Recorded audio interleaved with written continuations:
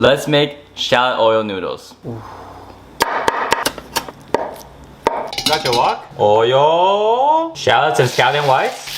Scallion greens. Once they're nice and golden, take them out. Now using that infused oil, we're gonna fry our tofu. And take them out as well. Now add your soy sauces, sugar. Now add your cooked noodles, tofu, and your crispy shallots. Cheers. That has to be legal.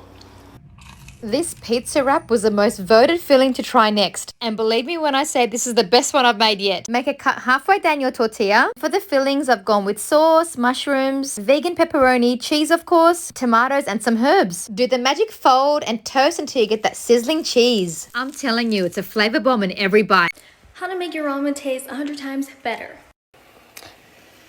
Boil your noodles. Once it's ready, strain it. Make sure it's not too soft. Get a little bit of oil and an egg. Can't crack an egg with one hand, so there you go. Once your eggs look semi-ready, pour this in. Add the chicken flavoring. A little bit of garlic salt. A little bit of sriracha. A little bit of green onion or scallions. And a little bit of black pepper. Voila, there you go. Today we're making these buttery garlic herb knots. You want to begin with 2 cups of warm water, 2 tablespoons active dry yeast, 4 tablespoons of sugar, 3 tablespoons of powdered milk, and 2 cups of all-purpose flour. Cover with a clean towel and let it rest for 10 minutes. After 10 minutes, add in 3 more cups of all-purpose flour, half a cup olive oil, 2 teaspoons salt, and a tablespoon of thyme and sesame seeds. Knead your dough for 10 minutes, then add it to a floured surface. Pat it down gently, then cut into strips, and then cut those strips in half. You want to roll them out and tie them very gently. The less you play with them, the better they'll come out. Add them to a prepared baking dish and brush on some egg wash. Bake at 350 for about 20 minutes or until golden. Brush on your garlic butter, and you're done. We got some Maggi sticks and an easy marinara sauce to go with it, of course. Okay, so for the marinara, whole onion, dice it up, over to the pot, olive oil, made like 2 tablespoons, onions in, cook that for like a few minutes, season with salt, and then a few cloves of garlic, mince, add it into there, cook that down for like 5 minutes, add a whole can of crushed tomatoes, let that simmer away. Strip naked your cheese sticks, and you're gonna want to get dredged egg wash and then panko breadcrumbs, and make sure the egg wash is whisk it, and then make sure the panko is nice and fine. Squeeze it with your hand and put it into the blender or whatever, and then goes flour, egg wash, straight into the panko, and go ahead and pack that in there real good. You want it nice and packed. I did doubles for a few of them, but I was running out of egg. I only had 1 egg left, so I only did doubles for a few. Double singles still gonna be fine. Bring the oil up to heat on the pan once it is bubbly. Gucci gang, you already know, chopstick, 1 minute each side, flip it over. Maggi sticks, you know they're ready once it's busting out like that. And then at this point, marinara sauce should be ready. Go over there, you got Maggi sticks. Yes, sir.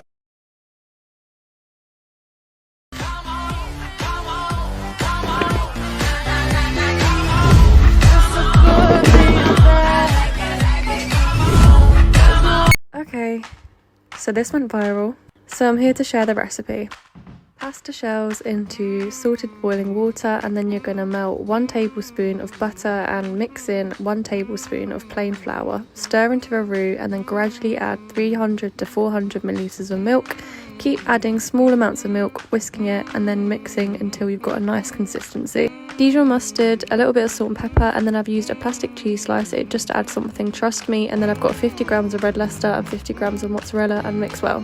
Look at the cheese pool, oh my god. As you can see, I'm a little bit careless when I'm adding the pasta to the sauce, but that's because the pasta water is going to actually loosen the sauce a bit, so I actually recommend putting a little bit of that in as well. Put it into an oven-proof dish, top with some raw sauce if you have some, and then put some raw cheese on top and put it under the grill or in the oven for 5 to 10 minutes until it's bubbly and cooked. Top with some chives and you're done. It's as simple as that. Perfect for 1 person or a side for 2. Follow me on Instagram for the measurement.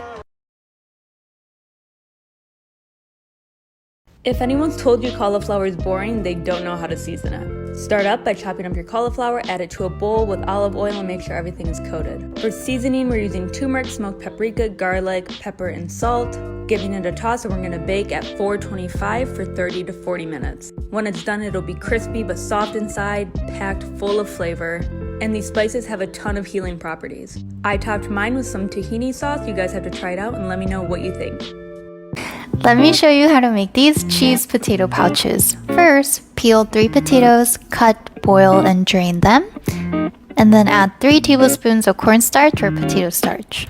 Mash them up, add salt and pepper, and mix until you get this soft, pillowy texture. Now grab a small amount, flatten it like this, and put some mozzarella cheese in the middle. Close it up like a dumpling and shape it until it's round and flat. I made half of them with brie cheese and half with mozzarella, but feel free to experiment with your own choice of cheese. Then, on a heated oil pan, fry each side of the pouches until they are nice and golden brown, just like this. These little pouches are crispy on the outside and soft and pillowy in the inside. I like them so much, I had 4 of them for dinner and then more for breakfast the next day. Enjoy!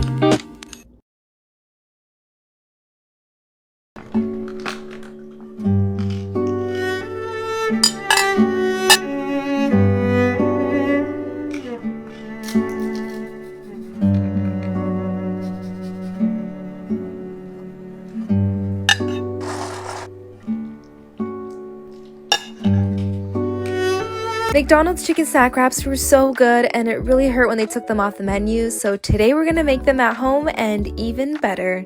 First, cut your chicken breast into thin tenders. Then you'll make your dry batter as well as your wet batter and make sure to spice it really well. Now to get very crispy chicken tenders, we're gonna add some of the wet batter into the dry to create that flaky texture. Then we'll double dip, wet, dry, then back into the wet and back into the dry. Let the tenders rest for about 10 minutes while we make our ranch sauce. Then you'll heat your vegetable oil and fry the tenders until they're nice and golden brown, just like this. Last step is to assemble with your tortillas, lettuce, shredded cheese, our tenders, and sauce. They tasted just like the real deal. Stay hungry. It's back and better than ever. Our homemade tomato soup recipe was our first viral video about a few months ago, and rightfully so.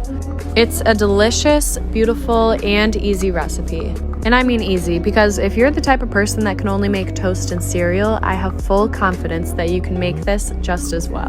The first step is to roast your veggies, and that's a few tomatoes, 1 red bell pepper, half an onion, and half a garlic clove. Add some herbs and spices and olive oil mixed together and just pop it in the oven. Once everything's roasted, add it to a blender and make sure everything's smooth.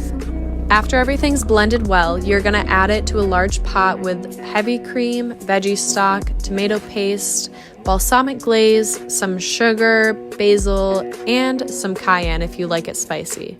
Be sure to drizzle extra virgin olive oil, some more heavy cream, shredded Parmesan, and fresh basil on top. This pairs so well with the truffle grilled cheese.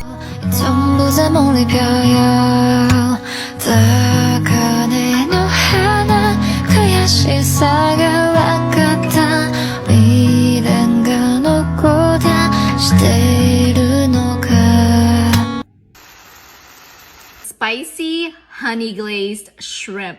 Let's go. You're gonna salt and pepper your shrimp. Give your shrimp a light coating of cornstarch. Put the shrimp aside, and now let's make our glaze. 1 tablespoon of oyster sauce, 2 tablespoons of soy sauce, 2 tablespoons of apple cider vinegar, trust me. 3 tablespoons of honey, 1 teaspoon of chili flakes, 1/4 teaspoon of cayenne pepper. That's what good sauce sounds like. On high heat, pan sear the shrimp, a minute on each side. In the same pan, add your glaze, let it bubble for a minute or 2, and add your shrimp. When you see that there's barely any sauce left, that's when it's done. Let's taste test. Oh my God! Chef's kiss! Hey guys, after so many requests, I'm sharing my creamy, flavorful butter chicken. For the marinade, in a bowl, add some plain yogurt, lemon juice, olive oil, crushed garlic, minced ginger, and these listed spices written on the screen. Mix, then you should have a very vibrant orange color. Cut your chicken thigh and breast into nugget-sized pieces. I like to use both. Then add it in and marinate for at least a few hours, but preferably overnight.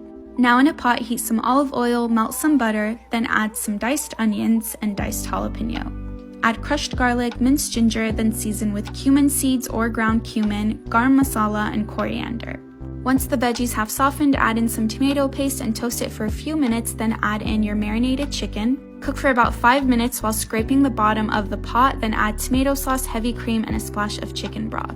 Season with cinnamon, cardamom, cayenne, salt, and I like to add a pinch of sugar, then cook for about 15 more minutes. Garnish with cilantro, then serve with some garlic naan and basmati rice. Enjoy!